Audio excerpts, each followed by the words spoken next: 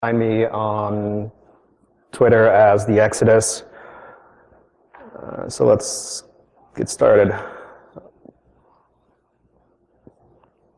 A little bit of background about myself. I started writing VB applications and decompiling code in middle school. As I got into college, I started doing undergraduate research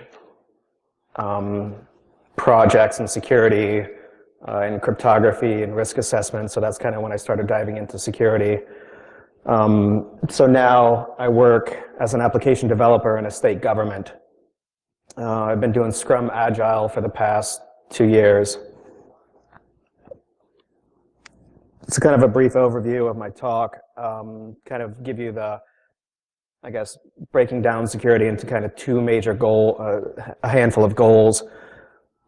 Giving you a 10,000-foot overview of what Scrum Agile is. Some general terms. This won't be a full data dump, although I could probably bore you out with hours with definitions. How does Scrum Agile benefit developers?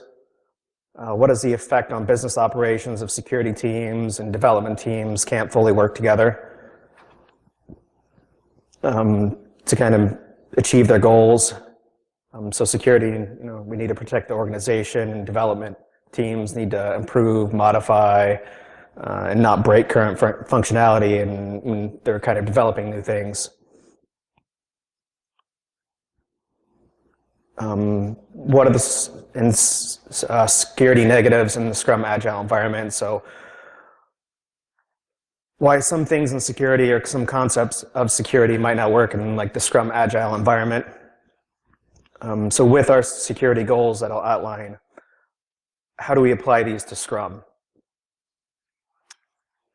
Then in security, and I'll talk about the security and development Scrum integration. So how do we kind of integrate security teams and development teams into the Scrum process? I'll also point out kind of some limitations of this, of some things that might not work out too well. And then I'll talk about, finally, wrapping it up with, if we just focus specifically on security teams, how to add them to their own specific Agile process. So there's kind of two things I'll highlight, either integrating security teams and development teams, or just security teams into a whole Agile process.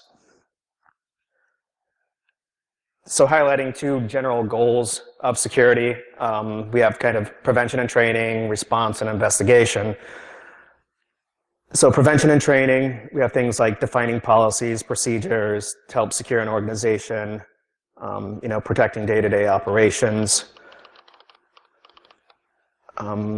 Training, we have things like continuous education, telling people what they shouldn't do, or helping people realize that they shouldn't do certain things. Monitoring essential network tools to help identify outsource or outside intrusions or things happening on the network that might not look so good. Setting up mechanisms to help them implement specific policies. So these are kind of things that would fall under the umbrella of prevention. With response and investigation, we have things like responding to alarms or anomalies,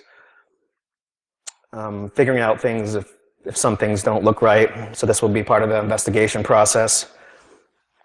Doing the initial research to figure out if things don't look wrong.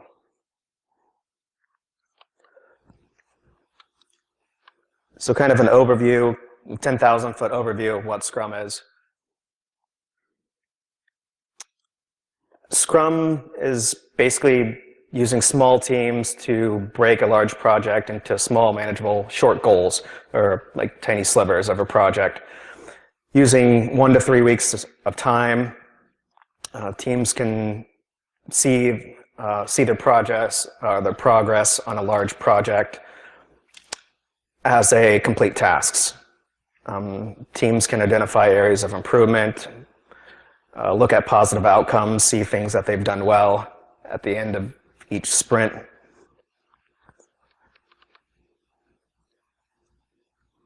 And so breaking that large project into small, manageable goals.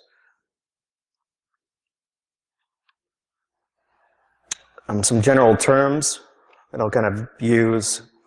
The first one is user stories. So that would be a short, specific description of a task. So as X, I want to do Y, so that Z. So like as a user, I want to be able to quickly log in and print a client report.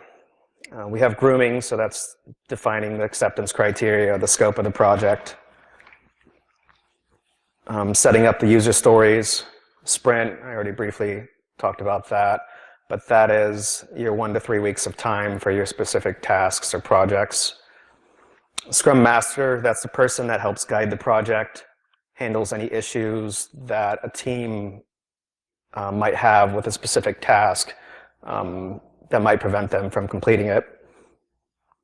The product owner, that's the person that owns the product. That'll set up the grooming and help define the acceptance criteria.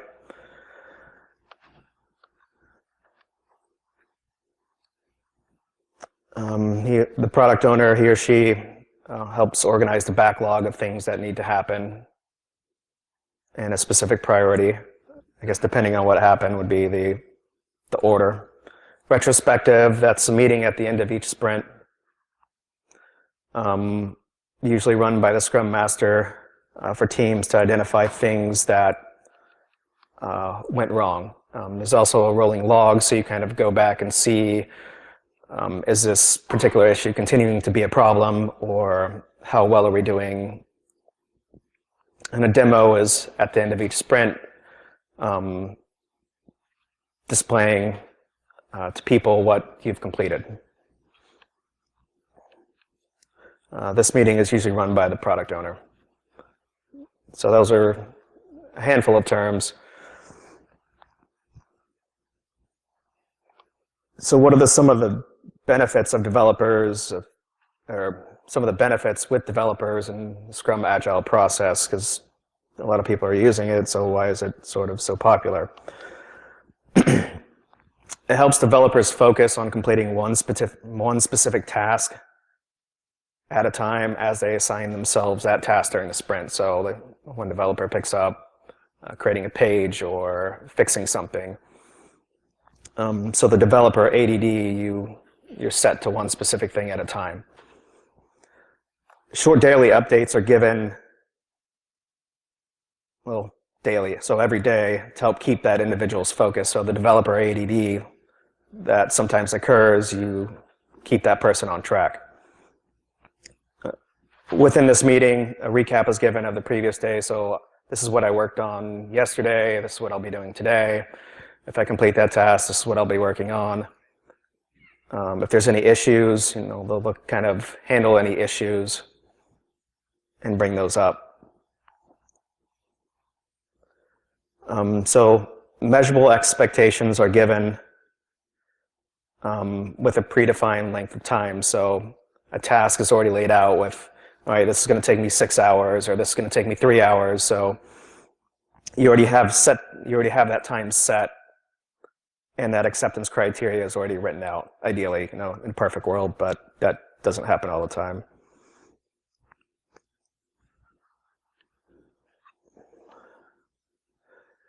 So after each sprint too, in the retrospective, you look back and you see, all right, this didn't work out too well, or this task was grossly overestimated or underestimated. So it helps keep the measurable expectations of what someone should do in line. And because all those requirements and acceptance criteria are already defined when someone picks up a given task, you're not going to have scope creep.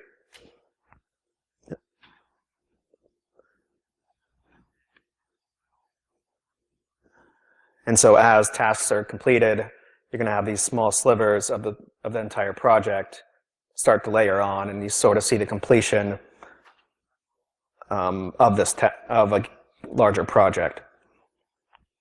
And so as you start piling on these layers, you begin to focus on and figuring out the deadline of a specific project, so it doesn't have an open-ended date for completion.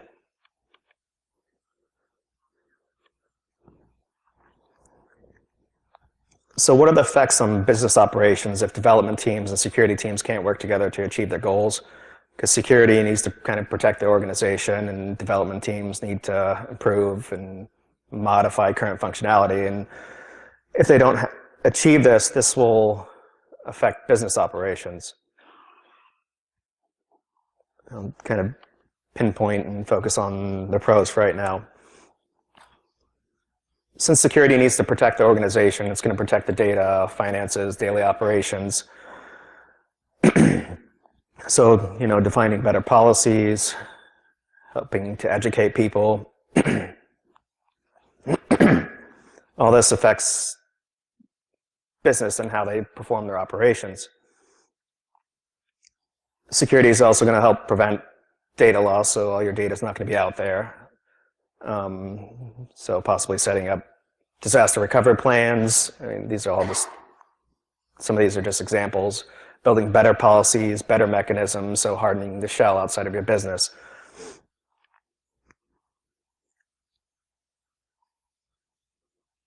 And also responding to incidents. With development teams, when you complete a project, you can move on to another project.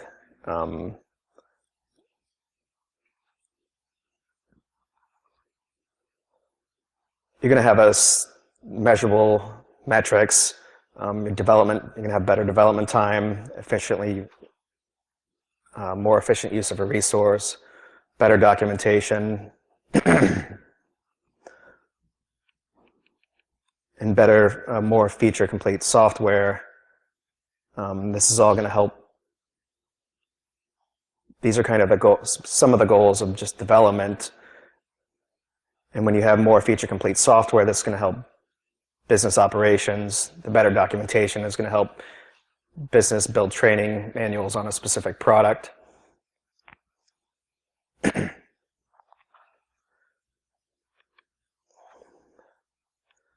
Some possible cons if security and development doesn't complete their goals. Since sometimes security can be reactive, you can't fully plan for certain things that could happen.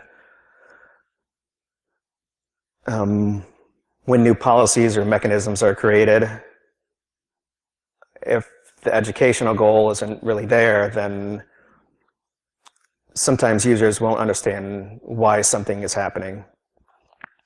This can affect people and the organization itself, affect people's daily routines, because their daily tasks have become more complex. One possible thing is if they have a lack of funding, this could also affect business operations because you won't be able to build those better policies or implement better security mechanisms. A lack of knowledge on the security side, again, could also affect business operations because you leave those, there could be a danger of exposed systems that you might not know about because you're not securing the environment. And a lot of things can come from that. On the development side, so if tasks aren't completed on time, you can go back to funds that could deplete quicker. So if you have contractors on a specific project helping the development team out, those funds, you could lose a resource. Future projects could be pushed back to unknown dates. And then kind of, if security teams and development teams, if things occur, there could be a lack of faith on those specific individuals or groups.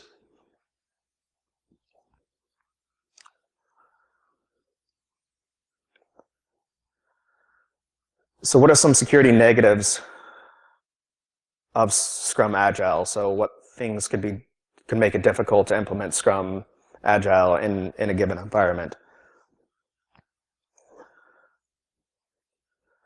If teams are limited to a set number of tasks during a sprint planning, this can account for emergencies. So if emergencies come up and you have so many tasks allocated for your time,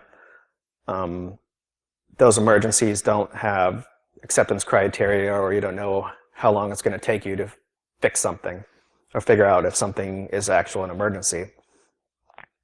So that undefined scope could be a black hole of time. User stories sometimes can encapsulate many aspects of security. So defining as X, I want to Y, so that Z might not be defined, and so as a product owner, I want to stop from getting hacked. That can't really be defined too well.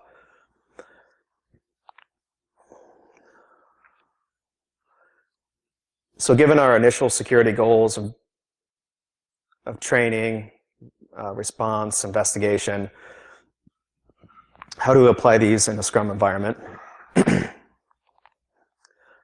With prevention and training, those can be fleshed out in grooming. So kind of limiting the scope of a specific project for a given task. So does redefining a specific policy meet the definition of done as we want it, or does it need more to really become a proper policy? In the retrospective, you could look back and see if a certain prevention measure isn't as great as it should be, if training could be increased from what it was previously set. So you can look back and see all these things if they need to be better defined.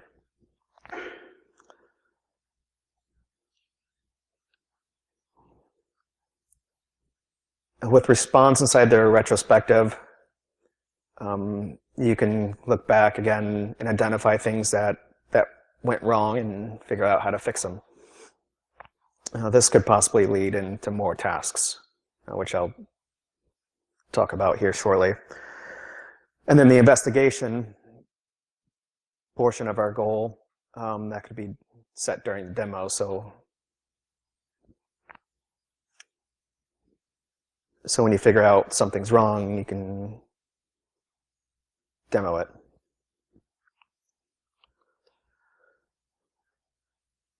So in security and development teams, I'll talk about how do you fully integrate both teams into the Scrum Agile process, so as essentially one team. Kind of bring up some possible limitations as well for this. So kind of as we start to integrate the two teams together, the security team should start by sitting into Scrum Agile related meetings with a specific development team. If there are multiple teams, you might want to kind of focus on only one team at a time, or even have kind of break up the security team a little bit and kind of spread yourself between two teams or multiple teams.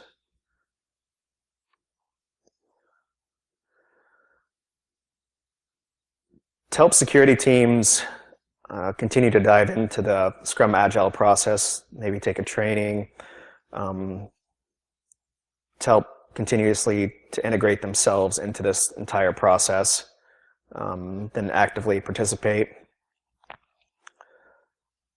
Schedule trainings with developers to help kind of teach them and explain some security concepts to them, and explain why something might be beneficial if they kind of don't understand. You can also meet with the product owner and Scrum Master as well, to have things added to the backlog that could be eventually groomed. So as you integrate yourself into this team itself, things could be added to the backlog as part of the project, or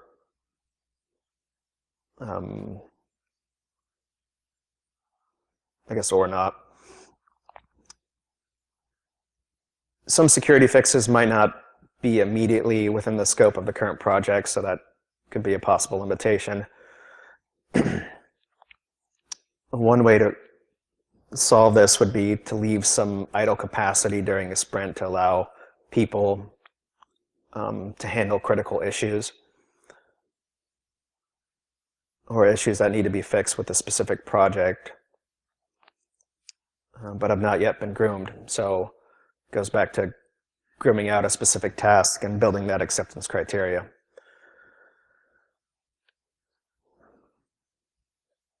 Some general limits. So if there are multiple development teams, but a limited number of security teams, it might be difficult to focus on multiple teams. Security teams might spread themselves too thin.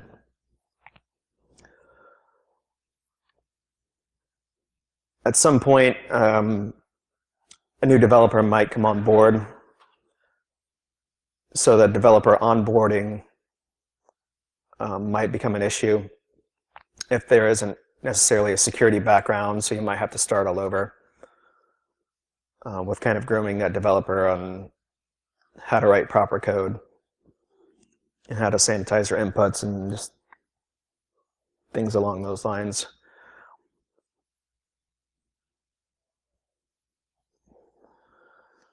So really that training, once you first start integrating yourself into the Scrum process, we'll have to start all over again. There could also be a learning curve on both teams. Some developers just changing how they write code. That could be a little rough for them because they could be writing code for years, but they only know one specific way. So doing things a different way might be kind of difficult for them initially. There could be a learning curve for security professionals as well, just kind of learning the Scrum Agile process and kind of changing the way they do things.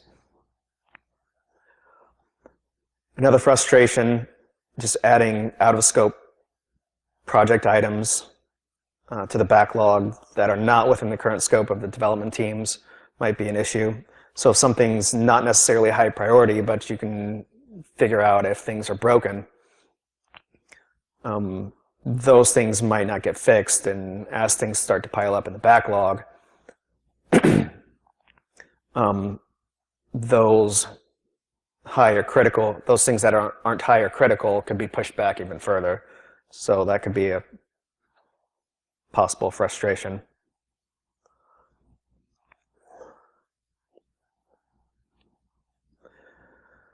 So finally, implementing Agile into just strictly security teams. I'm going to give kind of a high-level example. So let's say we want to improve current password authentication on an external web app. So in the beginning, we might have various tasks to help get this project rolling. The product owner might start breaking down current policies, the current policy, and figure out if, say, do we really need to improve this or not. So we'll start defining this project and breaking it down into our small slivers. A task could be determined if there's documentation, so we'll start piling on tasks, which are our slivers. If there's no documentation, someone with technical knowledge might need to sit in the grooming session on the current to help define what the current system is, or a task could be to figure out what the current system is. So you start building these tasks to help figure out if the current web app is working or if it's not. So just figuring out if it really needs to be redefined or adjusted could be initial tasks. So as we start looking into this current password policy, we then start building our user stories and defining our acceptance criteria of things that need to happen in a specific task. So this could be a research phase. So each part will be broken down into user stories. We'll start building our task and user stories. So some examples of this could be, as a non-technical user, how do I log in? Or as a user, I need to increase password complexity of the current password by setting a minimum character length. Or as a user, I should not be able to use the same password 8 times. Or as an admin, I need a more complex user password than other users. So those could be some examples. From here, each user story we'll extract our acceptance criteria to be more specific. So if a task can't be finished in a given sprint, we need to figure out a way to break that down into smaller tasks.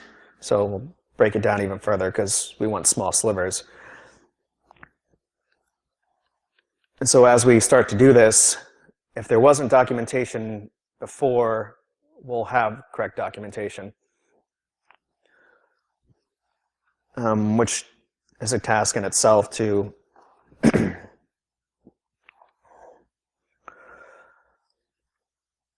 some additional tasks that we can consider before the project is finally finished.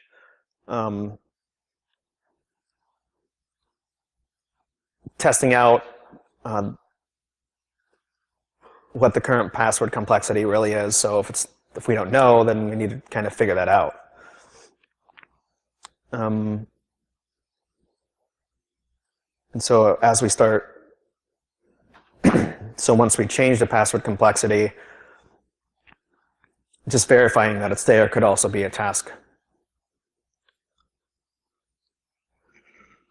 And if there are any issues, that's another task.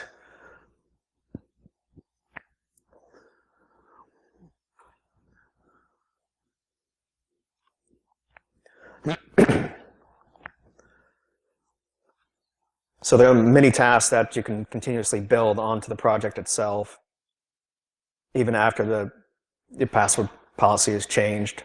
Then you also have maybe employee training on how to use the new password complexity.